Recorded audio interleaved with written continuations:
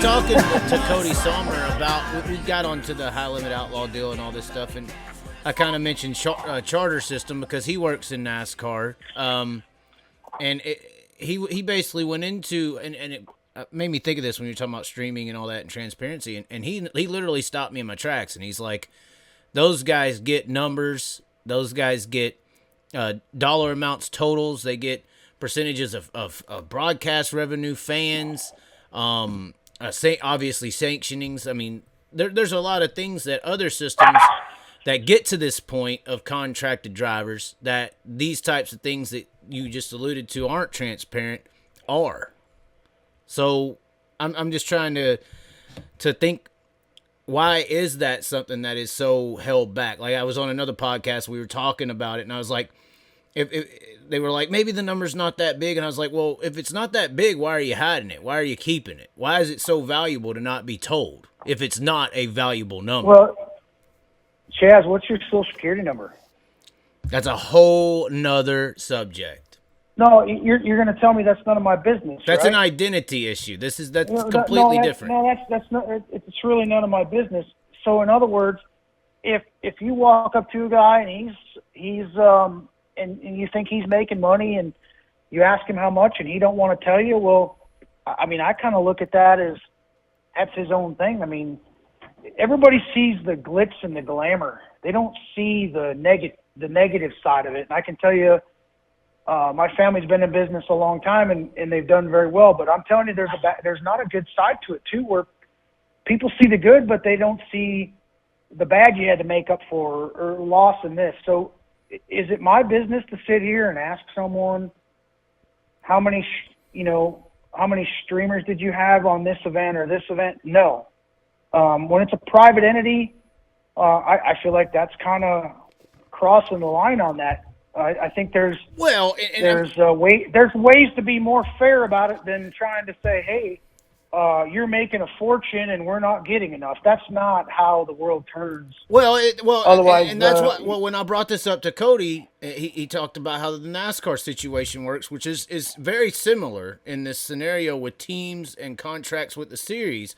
That this is kind of normal business in that scenario. So for it to be portrayed as like this, my info and your info, that's kind of a not normal situation in the racing world. In a normal racing world situation where you have teams in a series contracted, like NASCAR and their charter system, they get all the transparency. So it's not necessarily a weird situation to show it. It's a weird situation to not show it. When you're talking TV, you're talking something completely different than you are streaming. TV but it's what we got now. That's what makes the money. You're exactly right, and I don't know. Pardon me. Here, I got one that's happy. I don't know Cody that well, but I'd say Cody would probably have a little bit different opinion of that if he was running a nationwide series or a series that streamed 80 races a year or 60 races a year. He'd probably be a little bit more privy to, but it's easy for all of us to say these things when, we're not the ones managing 100 people that it takes to stream and produce and cut, to do all that. And obviously someone who's got a smaller type of a streaming service is probably going to have more expense than someone that has a more of a broad range, like what's out there. You take our platform that we have that we race with now, and you compare it to Flow. They're nowhere near as big as what Flow right. is, but that they're a bigger conglomerate. They do a lot more things. They do all kinds of sports and all this and that. So it's not really comparing one to the other, just because it's not really fair to take those revenue streams and even try to compare them when they're doing multiple things. So right. I mean, you could consider Dirt Vision. And at the end of the day, you know what my business isn't? My business is not streaming. My business is not trying to tell someone how to do something. My business is I'm a race car driver today. Earlier today, I was unplugging a toilet at the truck stop. But no, I'm joking. I haven't done that lately. But That's not my position to say, hey, you guys need to do this, you need to do that. I don't know what that is. We always want more. We always love to have more, but I can't sit here and demand something from someone. Just like if someone comes to me and demands something to me, you know what I tell them? Good luck.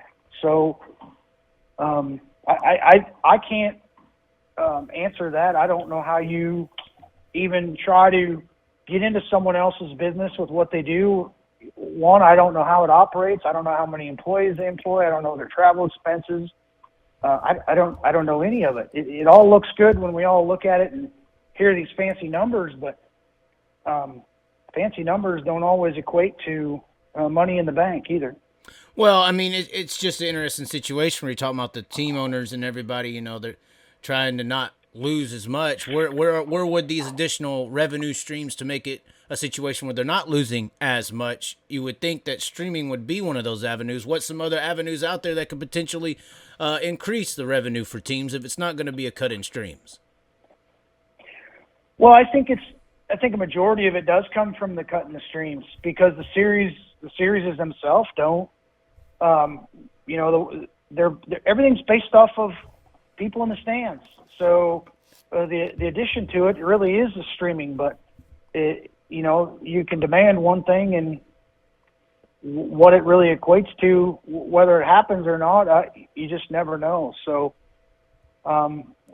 there's bonus programs you can do. There's all kinds of things you can do, but at the end of the day, it would just be perfect if we didn't have to pay twice as much for fuel. We didn't have to pay twice as much for hotels, but I think we live in an environment that unfortunately some of those things aren't going to change anytime soon. So we have to figure out how to offset them costs, and that's probably the easiest route to figure it out today.